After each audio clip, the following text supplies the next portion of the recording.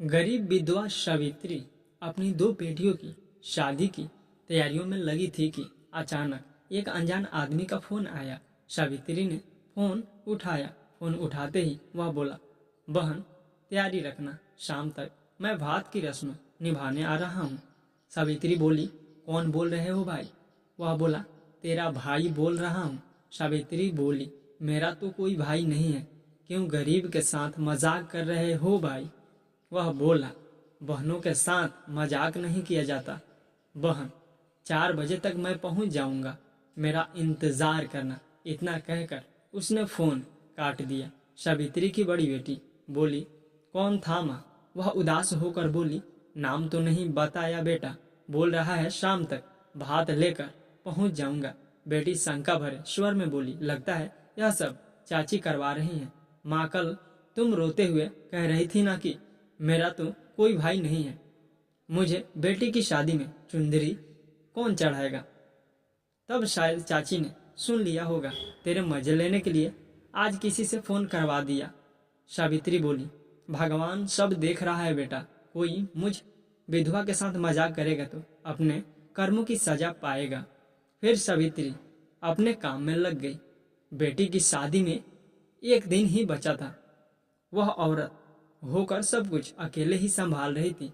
सावित्री के 3 संतान थी। बड़ी बेटी 22 साल की थी, उससे छोटे 19 साल की थी और एक 14 वर्षीय बेटा था।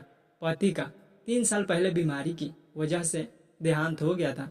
सावित्री का एक देवर भी था जिससे बोलचाल बंद थी, इस कारण वह और उसकी पत्नी शादी में नहीं आ रहे थे। सावित्री का कोई भाई नहीं था। पिता बहुत साल पहले भगवान को प्यारे हो चुके थे, इस कारण सावित्री माँ को अपने साथ ले आई थी। माँ ही नहीं, सावित्री की बूढ़ी सास भी उसी के साथ रहती थी। वह जैसे तैसे मजदूरी करके अपने 3 बच्चों और 2 बूढ़ी माँ का भरण पोषण कर रही थी। जमाने की बुरी नजरों के डर से वह जल्दी से जल्दी अपनी दोनों बेटियों की शादी कर देना चाहती थी।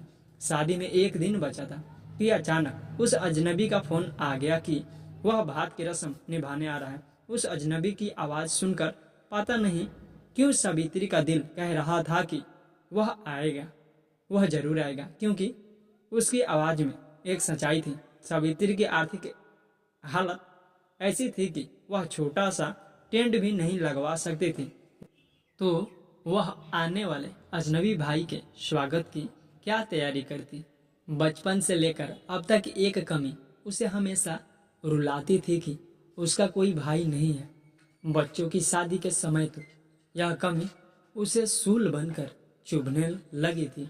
हर औरत की ख्वाहिश होती है कि उसका कम से कम एक भाई तो जरूर हो, ताकि बच्चों की शादी पर वह उसे चुनरी उड़ाकर हिम्मत बढ़ाए, उसके साथ खड़ा रहकर थोड़ी आर्थिक सहायता भी करे। शाम के 4 बजने वाले थे।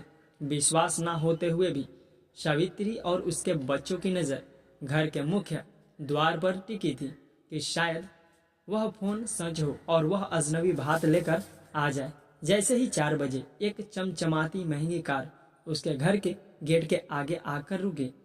फिर दूसरी गाड़ी आई, फिर तीसरी, फिर देखते ही देखते गाड़ियों की लाइन लग गई। इतनी गाड़ियां एक साथ आने से गांव की गलियां गाड़ियों से भर गई। पूरे गांव में खलबली मच गई। लोग अपने घरों की छतों पर चढ़कर यह नज़ारा देखने लगे, क्योंकि आज तक ऐसा कोई मेहमान सावित्री के घर कभी नहीं पहुंचा। सावित्री तो जैसे पागल सी हो गई थी। सोच रही थी, यह कैसा भाई है, यह तो पूरी फौज लेकर आया है, इतने लोगों को मैं कहाँ बैठाऊंगी। उसने बेटे को कहा, जल्दी पूरे मोहल्ले में बुलावा दिया, बोलना मेरी माँ का भाई भात लेकर आया है। वह भाग कर अंदर गई और भाई के तिलक और आरती के लिए थाली तैयार करने लगी। धीरे धीरे गाड़ियों से उतरकर भाती सावित्री के घर के गेट के आगे इकट्ठे होने लगी। सभी बड़े VIP लोग लग रहे थे।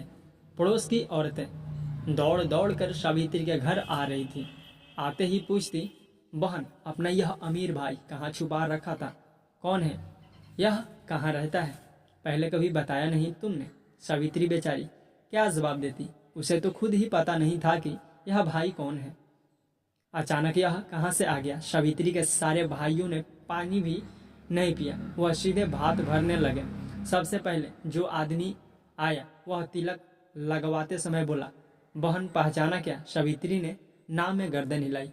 तब वह बोला, बचपन के दिन याद करो, जब एक 8 साल का बच्चा हमारे गांव के हो जोहड़ में डूब रहा था, तब तुमने अपनी जान पर खेलकर उसकी जान बचाई थी। मैं वही हूँ। सावित्री बोली, तुम आनंद हो, मगर तुम लोग तो किसी शहर में जाकर बस गए थे। वह मुस्कुराते हुए बोला, हाँ बहन, शहर जाने के बाद पिताजी का काम अच्छा चल निकला, फिर हम लोग कभी गांव लौटकर वापस नहीं आए। मैं तो सब कुछ भूल चुका था, मगर पिछले महीने पापा ने याद दिलाया कि एक लड़की का बहुत बड़ा ऋण है तुम पर, वह जरूर उतारना। तब मैंने अपना एक आदमी भेजकर तुम्हारा पता लगवाया। उसने बताया कि तुमने इस तारीख को बेटियों की शादी तय कर रखी है, इसलिए मैंने सोचा भांजियों की शादी पर भात भर देता हूँ। देखो मैं समय पर आ गया बहन। फिर आनंद ने एक महंगी चुनरी सावित्री को ओढ़ाई और एक 2000 के नोट की गड्डी बहन की झोली में रख दिया। उसके साथ आए सभी लोगों ने भी उसे चुनरी ओढ़ाई और थाली में नोटों की गड्डियां रखते गए। अचानक एक गरीब औरत के घर पैसों की बरसात हो गई। सावित्री अभी तक एक भाई को तरस रही थी और आज उसके आंगन में भाइयों की लाइन लगी हुई थी। जो भी देख रहा था सदमे में आ गया। एक विधवा जो बेटियों की शादी का खर्च उठाने के काबिल भी नहीं थी, उसके इतने सारे करोड़पति भाई आ गए।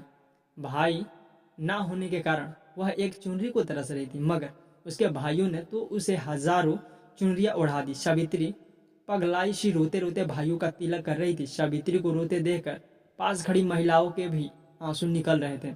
अभी भात की रस्म पूरी ही हुई थी कि एक ट्रक आया जिसमें दहेज का सारा सामान भरा पड़ा था।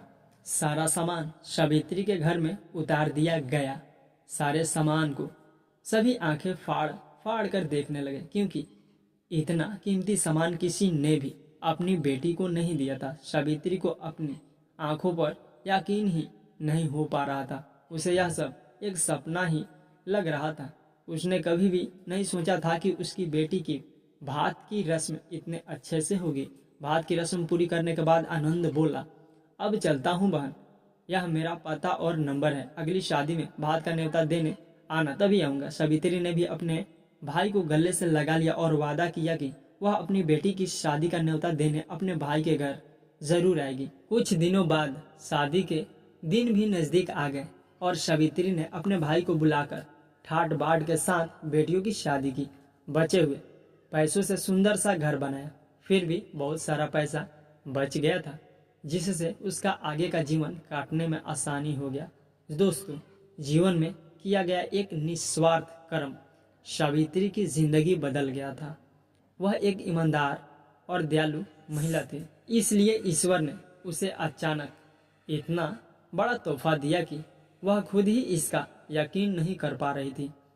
जहां वह एक भाई को तरस रही थी, वहां उसके हजारों भाई उसकी बेटी की भात की रस्म में आकर एक साथ खड़े हो गए। इतनी बड़ी खुशी पाकर उसका दामन खुशियों से भर गया। यह कहानी आपको कैसी लगी कमेंट करके बताएं और ऐसी नई कहानी सुनने के लिए हमारे चैनल को सब्सक्राइब करें। थैंक यू दोस्तों, इस वीडियो को पूरा देखें।